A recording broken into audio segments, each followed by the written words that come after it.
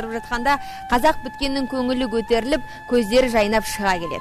Біз үшін де қазір сондай бір қуанышты сәт болайын деп тұр, өйткені Үмітжан апайымыз қазір бізге қазыны айналдырып көрсетеді.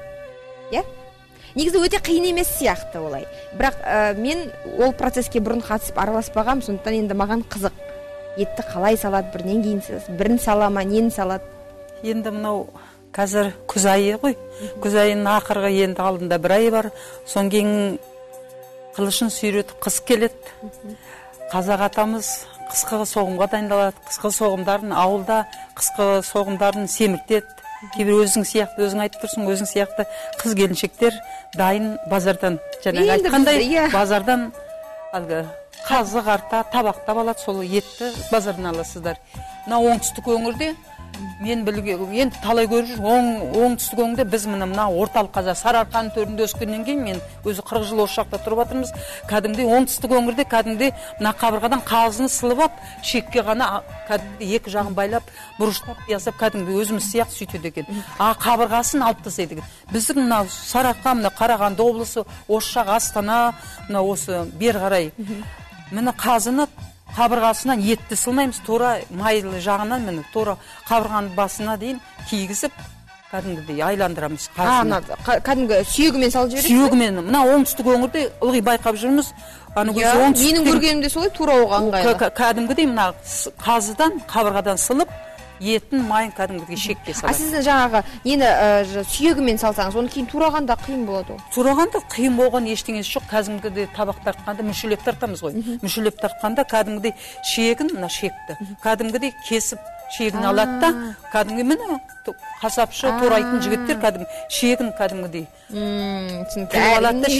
әр өңірдік әртүрлі. Енді мынаны қазыны бұзғаннан кейін кәдімгідей бұған тұздайды, қанды сөлі қазінгі бұзғаннан кейін әлі қанды сөлі шықпай тұрып, сол кәдімгідей шаралар ішіне сиятындай дастарханға жан-жағы өзі қанды сөліне нетіп буланып кәдімгідей тұздайсыз. Міне мынау уже мынау дайындалған. Міне оған міне тұз, чеснок, кейбіреу пияз қосады, кейбір міне бұрышына жерде бұрыш, вообще мынау дайындалып әкелген қазы қосатын нәрселері міне тұз, бұрыш, чеснок кәдімгі дәмін кіргізіп, мына уже дайын тұздалған, бұрышталған қазы, міне шек. Міне осы шекке, міне айтып отырмын ғой, кәдімгідей бұзылған дайын шек. Әйтпесе менің көргенімде де көбінесе сүйек болмайтын мына қазыларда. Жоқ, біз енді мынау Қарағанды облысында әр өңірдің өзінің ерекшеліктері бар. Басқа дейді, қарақасқа дейді, сондықтан да мынау біз өз Қарағанды рахат екен мынау сүйек. Қарағанды облысында міне 40 жылға таман 40 жылдай енді тұрып келдік. Отағасы өзі мал мамандығы зоотехник. Содан кейін малдан көз ашпадық дейсіз. Малдан көз ашпадық енді. Сол мына жақтан кәдімгі қазыны айлатынғанда қазының бас жағына кіргізгенде міне шекті, лезде. Кейбіреуге май жағынан оған қиындау болады. Содан кейін төстің кәдімгідей ненің қазының қабырға жағына кіргізсе лезде жылпатта қалады. Көрдіңіз бе? Осы жағынан шекті кіргізсеңдер міне. Мына өзі қазы айландыратын кең шек.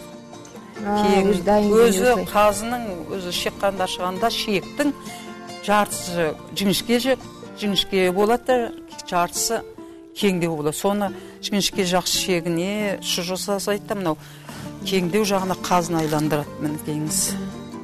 Әрі қарай мына шек жылжып кетпес үшін кішкене ептеп қана ырымын жасап міне наны міне былай шекті көтеріп міне тура мынаған кескен жерге жіпті байлағасаңыздар, кейбіреуі мына жерге қазір жіп, міне әрі қарай жылжымайды шегіңіз міне. Сонда мына ет жаңағы сүйектің жартысы қалып кете бере ме осылай? Ол әбден тұз сіңген, бұрыш сіңген, чесногың бәрі әбден наны қанша қайнасаңыз да міне уже дәмі кетпейді уже. Бір күнде, екі күнде ұстайсыз, сол қанды сөлінде жатады, бәше несін тұзағанда, мына қазыны. Міне мына жақтан қарай, мынадан мына жерден байлап қойса, міне екінші жағын байлап артық шек. Міне мына жерден. Сонда шек әрі қарай міне қалай тартсаңыз да міне кішкене ырымын жасап, кішкене тілсе жіп байланғаннан әрі қарай қалай мықтылап тартсаңыз да мына шек әрі қарай жылын. Басы ештеңе етпейді, оның басы тұз әбден, бұрыш әбден сіңген, дәмі соғалып қаптысы.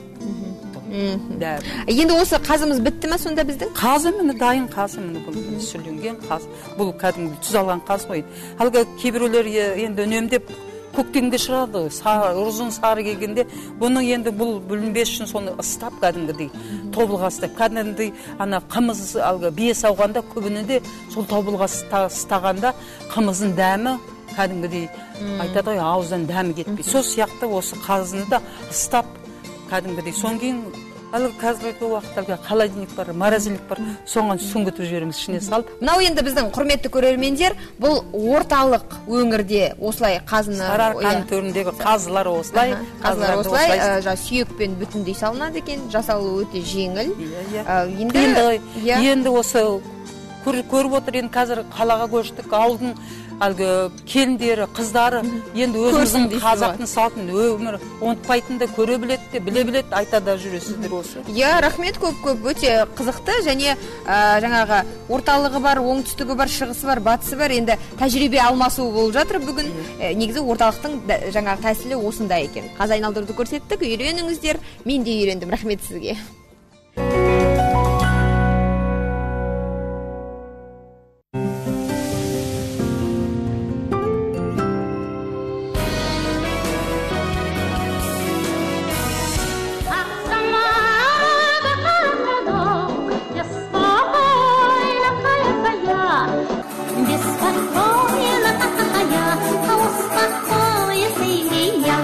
Бүгінгі кешті халық әртісі, жезтаңдай әнші, халық қаһарманы Роза Бағланованың рухына арнамақпыз. Қайда жүрсің, әдемі? Кел балалар тұрмаңдар, бізде қызық думан бар.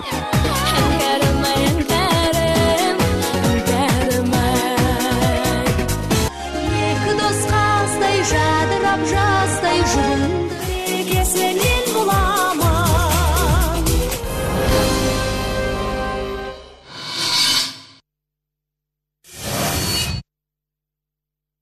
Білгенге маржанда тағы бір пайдалы кеңес мен сіздерге қазір көрсетем. Ол әдетте бізде қазір мынау үйде қалған құтқан жіптерді пайдаға асырудан басталайын деп тұр. Біздің жұмысымыз білесіздер жақсы. Үйде тоқитын адам болса, я өздеріңіз тоқитын болсаңыздар, онда жемпір тоқығанда немесе тағы да басқа бас киім тоққан кезде кейде бір артылып қалып жатады осындай жіптер. Ол я басқа нәрсені тоқуға жетпейді, үйде тұрады осылай. Сондықтан мен сіздерге бұл жіптерді қалай басқа дүние жасау керектігін көрсетем. Ол үшін бізге осындай қалдық жіптен орауымыз керек. Орап, осындай бір әдемі, кішкентай ғана, мүмкіндігінше қатты үлкен емес, кішкентайлау, дөңгелек, былайша айтқанда шар тәріздес, әдемі етіп ораймыз осылай. Біз бұдан енді моншақ жасауымыз керек, былайша айтқанда. Жұмсақ болады, бірақ мен сіздерді қазір сіздерге көрсетем, үйретем сіздерді. Бұны біз қатырудың бір әдісі бар. Әзірге қалай болса солай орай береміз. Әдетте мысалы жіпті орайсыздар ғой сіздер, қалған жіпті. Сол кезде мынандай бір дөңгелек шығады. Дөңгелек формасындағы моншақ шығады. Моншақ деп қабылдауға да болады. Міндетті түрде моншақ дегенде оны сатып алудың қажеті жоқ. Оны қолдан да жасай аламыз. Оның үстіне мынау бізде тоқыма жіптер.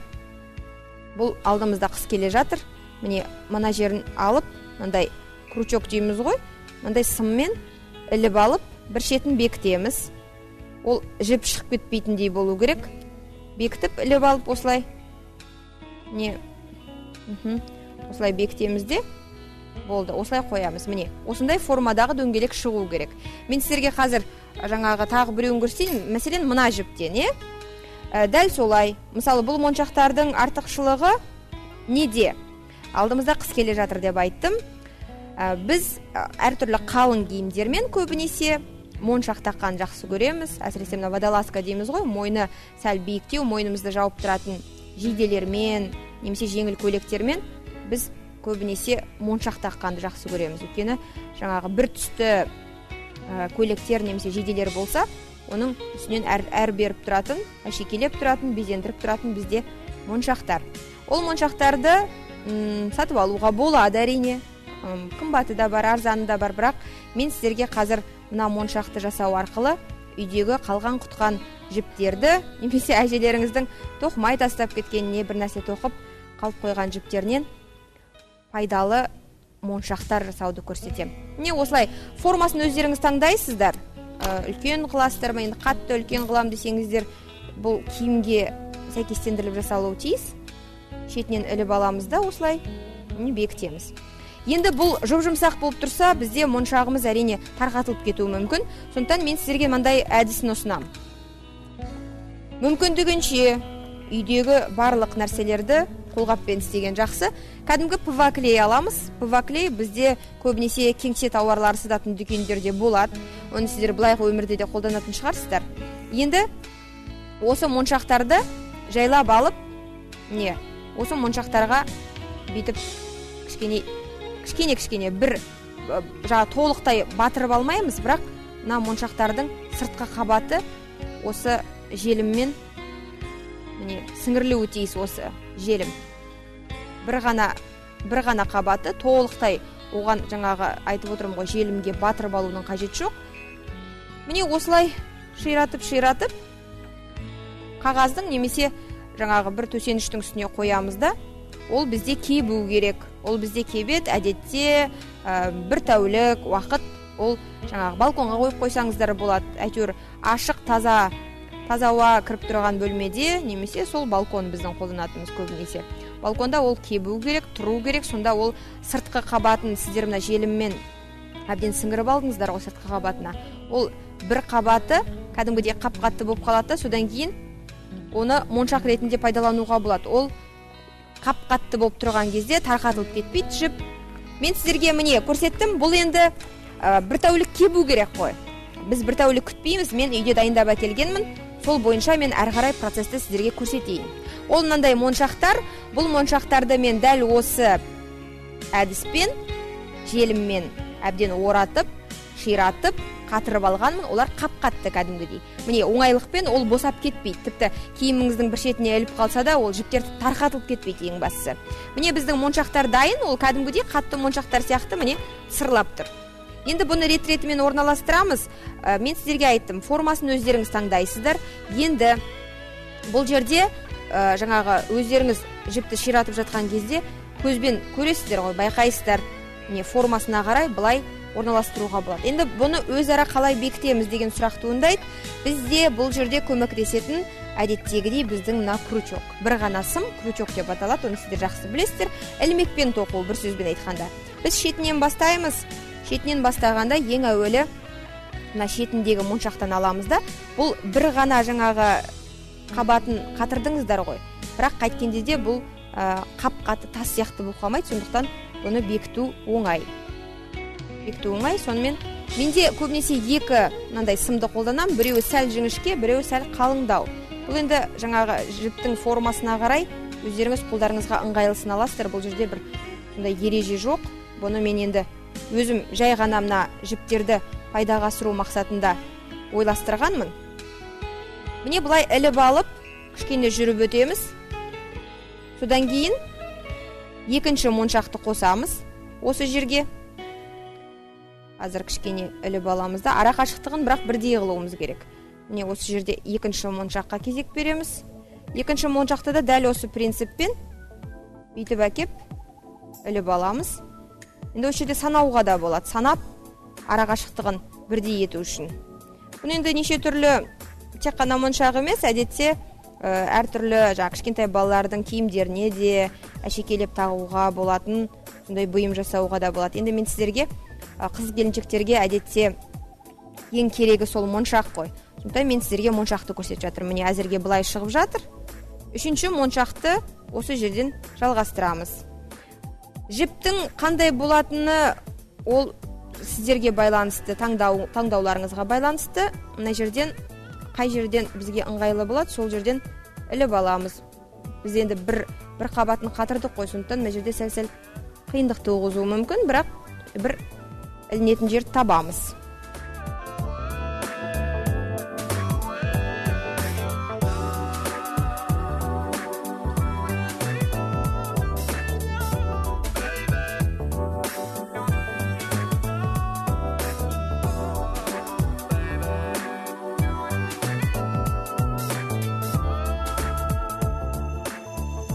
Енді міне мынаның жаңағы моншақтарды біріне бірін жалғастырып тіздік қой. Енді бір жаңағы жіпке. Енді ол жібімізді кішкене тоқып жалғастырамыз, өйткені біздің мына мойнымызға кішкене басымыздан сиятындай етіп жалғастыруымыз керек. Мына жерде қазір мен сіздерге көрсетем. Шамамен осындай мойнымыздан сиядау деген кезде тоқтатсақ болады. Міне 1-2 іліп алайын да, содан кейін мен сіздерге қазір көрсетем.